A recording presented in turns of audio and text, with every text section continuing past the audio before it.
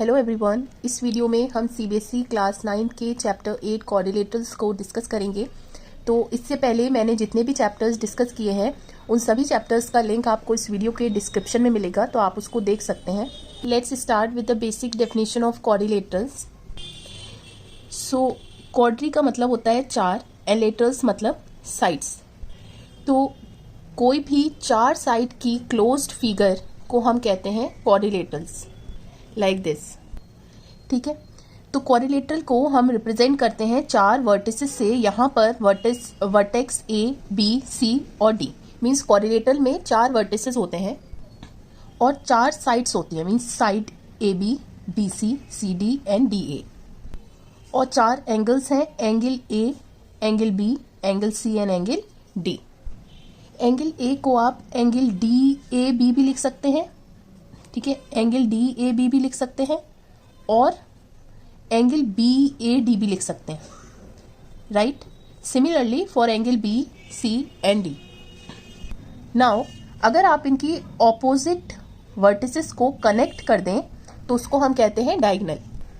Coordinator की दो diagonals होती हैं, ए सी एंड पी डी। देखिए, कोऑर्डिनेटर की ये जो चारों वर्टिसेस हैं ये एक ही सिंगल प्लेन में लाई करते हैं। दैट इज कोऑर्डिनेटर्स जो है वो वन डायमेंशनल फिगर्स हैं, right.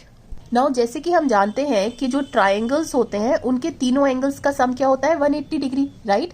In the same way coordinator के चारों एंगल्स का सम क्या होगा, बराबर होगा। तो देखिए, हमने ये कोऑर्डिनेटर बनाया और इसकी कोई भी दो ऑपोजिट वर्टिसेस को कनेक्ट कर दिया। तो यहाँ पर हमने AC को कनेक्ट कर दिया, तो आप एंगल A मीन्स इस पूरे एंगल को क्या लिख सकते हैं, एंगल DAC मीन्स ये वाला एंगल, प्लस एंगल CAB ये वाला एंगल। एंगल B की बात करें तो ये एज इट इज रहेगा। सिमिलरली एंगल C की बात करें तो एंगल C हो जाएगा BCA मीन्स ये वाला एंगल, प्लस ACD ये वाला angle, angle ACD plus angle D। Angle D means इसको एज इट इज लिख सकते हैं, DAC plus angle D plus DCA ACD ये वाला एंगल अगर आप साथ में ले लें और बाकी तीनों एंगल्स और बाकी ये और ये एंगल्स को एक साथ ले लें तो आप क्या देख रहे हैं कि ये जो तीनों एंगल्स हैं ये क्या है, ट्राइंगल DAC के एंगल्स। और ट्राइंगल के तीनों एंगल्स का सम होता है 180 डिग्री। सिमिलरली ये तीनों एंगल्स क्या है, ABC जो ट्राइंगल बन रहा है ये वाला ट्राइंगल, इसके एंगल्स और इनका भी सम होगा 180 डिग्री। तो टोटल सम आ गया 360 डिग्री। तो हमें ये मालूम हुआ कि कोऑर्डिनेटर के चारों एंगल्स का सम क्या होता है, 360 डिग्री।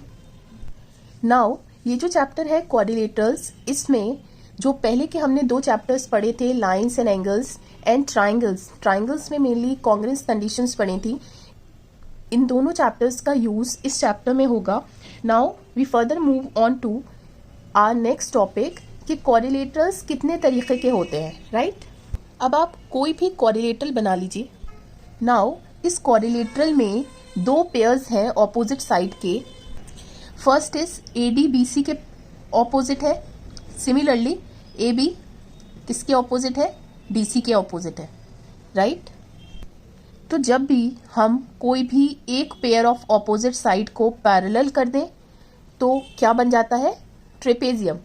कि मान लीजिए अगर आप ये दो ऑपोजिट साइड्स ले लें तो इनको अगर हम पैरेलल बना दें, पैरेलल मीन्स हर पॉइंट पे जो परपेंडिकुलर डिस्टेंस होगा वो क्या होगा, सेम होगा उन दोनों साइड्स के बीच में, लाइक दिस। तो हमने क्या किया, AB और CD को पैरेलल बना दिया, राइट। और इसको हम कहते हैं ट्रेपेजियम। अब अगर हम दोनों पेयर ऑफ ऑपोजिट साइड्स को पैरेलल बना दें, लाइक दिस, मीन्स AB किसके पैरेलल है, CD के,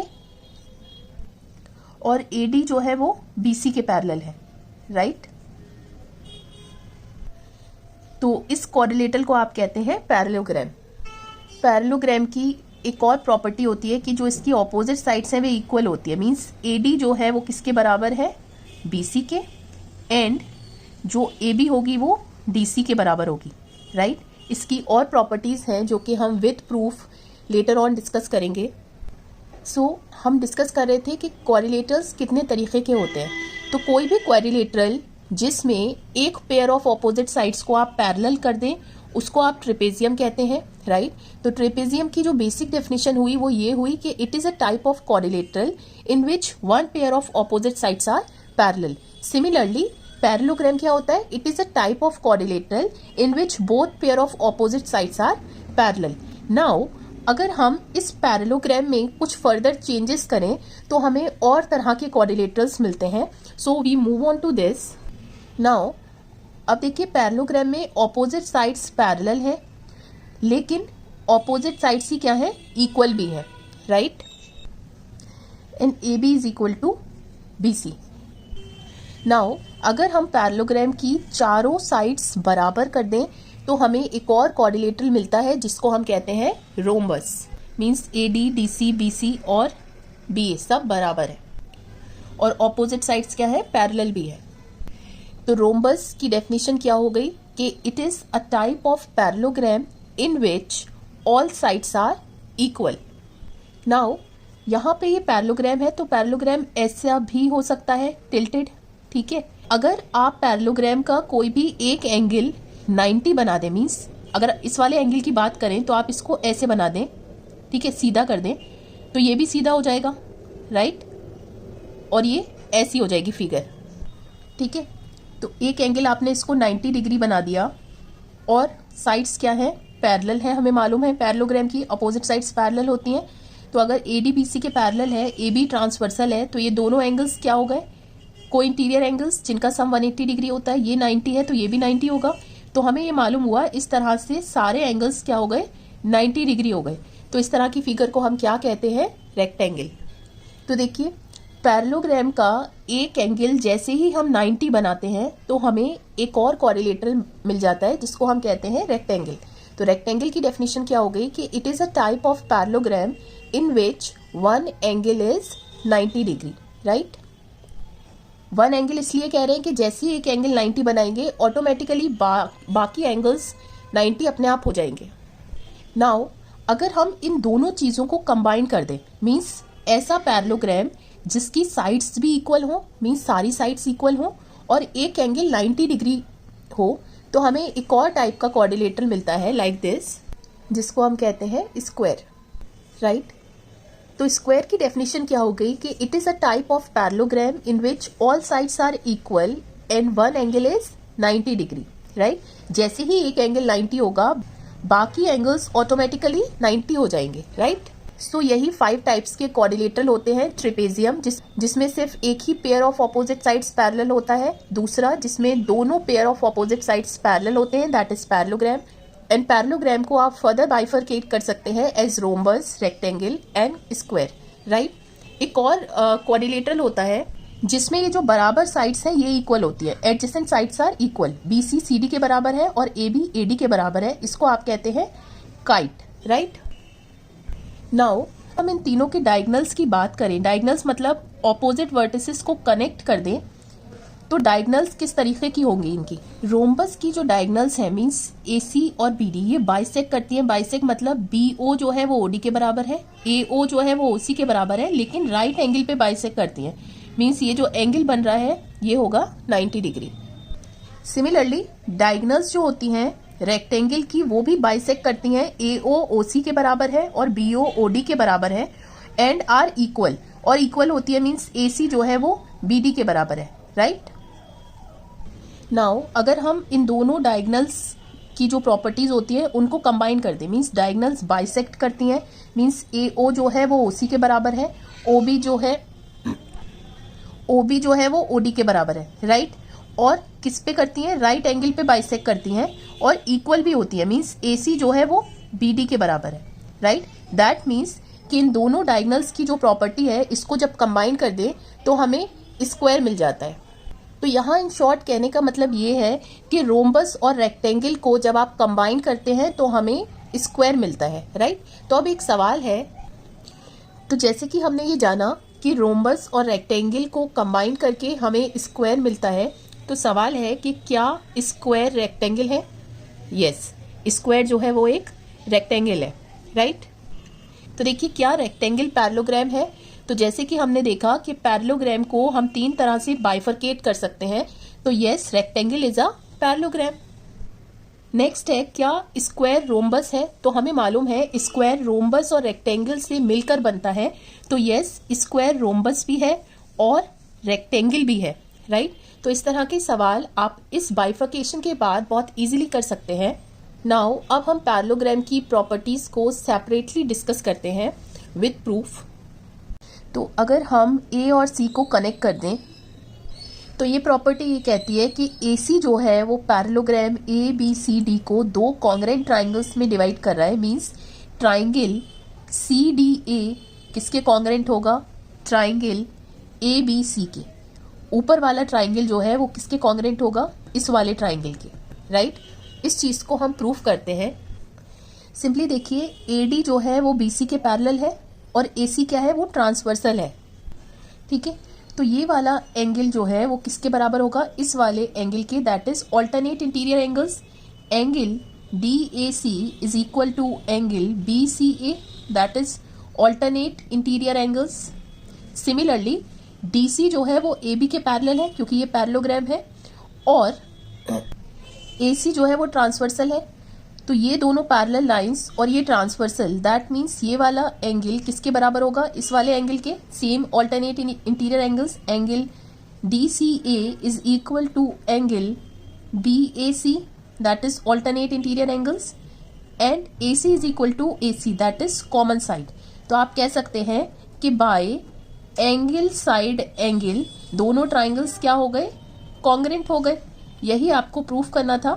एंड तो आप ये लिख सकते हैं कि so a diagonal of a parallelogram divides it into two congruent triangles, right. Now the second property says कि पैरेललोग्राम की जो अपोजिट साइड्स होती है वो इक्वल होती हैं। मींस CD AB के बराबर है और AD BC के बराबर है। ये हम प्रूफ करते हैं कि हमें ये मालूम हो गया कि triangle CDA is congruent to triangle ABC, right. Now ये CD किसके बराबर होगी, सिंपली AB के, एंड AD किसके बराबर होगा, BC के, by corresponding part of congruent triangle, क्योंकि ट्राइंगल कॉन्ग्रेंट होते हैं तो उसके करस्पॉन्डिंग पार्ट्स इक्वल होते हैं, राइट। सिमिलरली हम ये कह सकते हैं कि पैरेललोग्राम की जो ऑपोजिट एंगल्स हैं, मींस एंगल D B के बराबर है और एंगल A किसके बराबर है, एंगल C के बराबर है। इसको भी हम इसी corresponding parts of congruent triangle से ये चीज हम कह सकते हैं, क्योंकि दोनों ट्राइंगल्स क्या थे, कॉन्ग्रेंट हो गए, right. So last property parallelogram की ये कहती है कि उसकी जो डायगोनल्स होती हैं वो आपस में बाइसेक्ट करती हैं। बाइसेक्ट करती है मींस DO किसके बराबर है, OB के बराबर है, AO जो है वो OC के बराबर है, राइट। तो इसको अगर आप प्रूफ करें तो आप ये कह सकते हैं कि ट्राइंगल DOA और COB में ये दोनों क्या है, वर्टिकली ऑपोजिट एंगल्स हैं, राइट। और AD BC के पैरेलल है क्योंकि ये पैरेललोग्राम है, और DB अगर डायगोनल हुई तो ये ऑल्टरनेट इंटीरियर एंगल्स हो गए, ठीक है। मीन्स 1 2 के बराबर हो गया और 3 4 के बराबर हो गया। तो दो एंगल्स अगर इक्वल है तो ट्राइंगल DOA और COB क्या हो गया, कॉन्ग्रेंट। और जब ये कॉन्ग्रेंट हो गए तो आप ये कह सकते हैं कि DO जो है वो BO के बराबर है और OA जो है वो OC के बराबर है बाय CPCT। तो पैरेललोग्राम की यही 4 प्रॉपर्टीज होती हैं। सो क्वाड्रिलेटरल्स की ये सभी प्रॉपर्टीज को जहन में रखते हुए हम अपने सवाल डिस्कस करेंगे अपनी नेक्स्ट वीडियो में। नाउ एक क्लास टॉपिक है that is mid point theorem. Now mid point theorem क्या बताती है कि मान लीजिए कोई ट्राइंगल है ABC, इसकी कोई दो साइड्स आप ले लीजिए। मैं AB और AC को ले लेती हूँ। तो AB का जो मिड पॉइंट है इसको कह दीजिए P और AC का मिड पॉइंट है Q, राइट। तो जब आप इसको कनेक्ट करेंगे तो एक लाइन सेगमेंट मिल गई PQ, ठीक है। तो ये जो PQ है वो किसके पैरेलल होगी, थर्ड साइड के, दैट इज BC के पैरेलल होगी, राइट। सो बस यही थ्योरम हमें ये चीज बताती है कि अगर कोई लाइन सेगमेंट ट्राइंगल के किसी भी दो साइड्स के मिड पॉइंट को ज्वाइन करती है, राइट, तो वो थर्ड साइड के क्या होती है, पैरेलल होती है। इसका प्रूफ इंपॉर्टेंट नहीं है। नाउ अब इस मिड पॉइंट थ्योरम का कन्वर्स क्या कहता है। सो कन्वर्स हमें क्या कहता है कि मान लीजिए कोई भी एक साइड ले लीजिए इस ट्राइंगल का, हमने AB ले लिया और कह दिया कि इस AB का मिड पॉइंट जो है वो E है, राइट। अब इस मिड पॉइंट से एक लाइन बनाते हैं, जो कि लाइन को नाम दे दिया एल, और ये लाइन एल जो है वो बीसी के पैरेलल है। तो ये जो लाइन है एल, ये थर्ड साइड को बाइसेक्ट करेगी। बाइसेक्ट करेगी मीन्स कि एएफ जो है वो किसके बराबर होगा, एफसी के, राइट। सो बस यही converse of mid point theorem हमें बताता है। तो इन दोनों कंसेप्ट पे हम सवाल करते हैं to make it more clear. So now before taking up this question, I want to add one more thing to mid point theorem that I missed it. ये जो लाइन सेगमेंट है पी क्यू, जो कि A B और ए सी के mid points को connect कर रही है, ये पैरेलल होगी किसके, बी सी के। हमने यही सीखा। मोर ओवर ये जो पी क्यू होगी ये हाफ ऑफ बी सी भी होगी। ये चीज़ हमें प्रॉब्लम्स को सॉल्व करने में हेल्प करेगा। नाउ एक ट्राइंगल है ए बी सी और डी ई जो है वो पैरेलल है बी सी के, राइट। डी क्या है, मिड पॉइंट है किसका, ए बी का, मीन्स ए डी किसके बराबर हो जाएगी, डी बी के।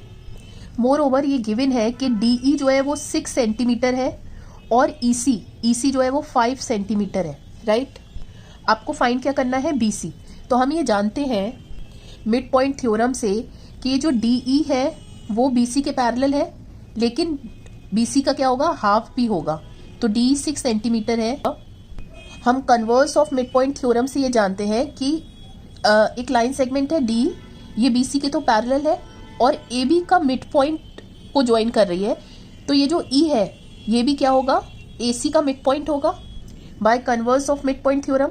तो आप कह सकते हैं ए ई जो है वो ई सी के बराबर है 5 सेंटीमीटर। यही आपको दो चीज़ें मालूम करनी थी and it's simple.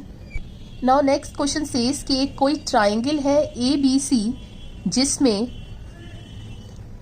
D E जो है वो पैरेलल है किसके, बी सी के, राइट। आगे गिवन है डी जो है मिड पॉइंट है ए बी का, मीन्स ए डी जो है वो डी बी के बराबर होगा। और गिवन है ए ई जो है वो 4.5 सेंटीमीटर है, डी ई जो है वो 5 सेंटीमीटर है, डी बी ये वाली लेंथ जो है वो 3.5 सेंटीमीटर है। आपको क्या मालूम करना है, पेरीमीटर मालूम करना है इस ट्राइंगल का। दैट मीन्स तीनों जो साइड्स हैं उनकी लेंथ जो है उसका सम मालूम करना है आपको। A B plus A C plus B C मालूम करना है, राइट। तो देखिए सिंपली हम जानते हैं कि डी ई जो है वो क्या है, half of B C. D अगर 5 है तो 10 सेंटीमीटर। अब डी मिड पॉइंट है और डी ई जो है वो बी सी के पैरेलल है, तो ई भी मिड पॉइंट होगा ए सी का। इतना हिस्सा 4.5 है तो नीचे भी 4.5 होगा। तो टोटल लेंथ हो गई आपके पास 9। सिमिलरली ये मिड पॉइंट है तो ये भी 3.5 होगा। तो टोटल लेंथ हो गई यहाँ पे 7 और बी सी आ गया 10। तो पेरीमीटर हो गया 10। सो बस क्वाड्रिलेटरल चैप्टर्स में यही टोटल कंसेप्ट्स थे। तो देखिए इन सभी कंसेप्ट्स को यूज़ करके प्रॉब्लम्स को हम कैसे सॉल्व करते हैं, वो कुछ इंपॉर्टेंट क्वेश्चंस मैं अपनी नेक्स्ट वीडियो में डिस्कस करूंगी। I really hope that you like this video. If you have any doubt please let me know in the comment section. I will surely revert you back. Moreover, please don't forget to like, share and subscribe to my channel. Till then, take care, stay safe.